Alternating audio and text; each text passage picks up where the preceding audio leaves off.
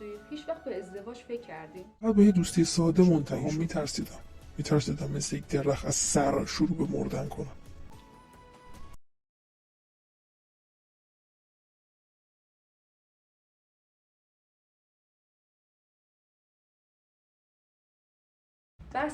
بحث امروز ما در رابطه با مصاحبه هستش با آقای جاناتان سویف. خب آقای جاناتان سویف سلام، وقتتون بخیر، خوش اومدید. سلام، در خدمتم. قربان شما.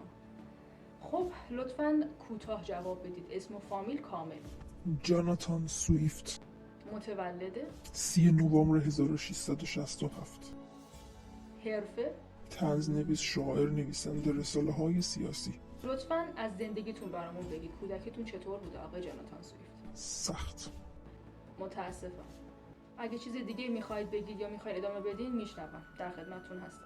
بعد به تولدم پدرم رو از دست دادم، لذا پیش عمم زندگی میکردم. کلا کودکی ساده ای نداشتم. فکر میکنید این سختی تو رسالت شما نقشی داشته؟ بله که داشته. انسان در سختی شکوفا میشه. کودکی سخت من باعث شکوفایی من به عنوان نیک هنرمند و نویسنده سرشناس شد. غالبا تنها بودم و به دنیای افکارم متوسل میشدم. تفریح من این بود که فکر کنم که چطور میشه یه روزی پرواز کرد و به یه جای دیگه رفت. کجا تحصیل کردین آقای جاناتان سویفت؟ در کالج ترینیتی، ولی خب به جای نرسید.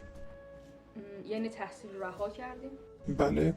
پس چطور نویسنده شدین؟ اونم نویسنده رساله های سیاسی. این بحث خیلی تخصصیه. ویلیام تمپل یک سیاستمدار بود که یه مدت براش منشیگری میکردم. اونجا بود که فهمیدم به مطالب سیاسی علاقه‌مندم. بعد از فوت این سیاستمدارم خب به سمت نماینده یک کلیسا سوق پیدا کردم. در کل توی ایرلند کار و زندگی داشتم، ولی خب بیشتر اوقات فراغتم توی انگلستان بود. اونجا بود که رفته رفته وارد سیاست شدم.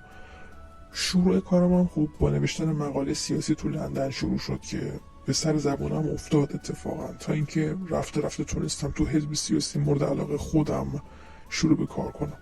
از اون موقع به بعدم بیشتر تلاشمو کردم که روی نویسندگی وقت بذارم. آقای جاناتان سویفت هیچ وقت به ازدواج فکر کردین؟ استلا از 8 سالگیش دیده بودمش. رسیدین به هم؟ فقط به یه دوستی ساده منتهی شد. بعد از یه مدتی مجددا به کلیسا سوق پیدا کردم و کشیش ارشد شدم. حزب مورد علاقه هم شکست خورد و به واسطه این شکست بزرگی داشتم خب به میزان زیادی از مردم دور شدم. در واقع میتونم بگم هم حزب مورد علاقه ما از دست دادم، هم استلا رو. کجا رفت یعنی استلا؟ فرشته شد رفت.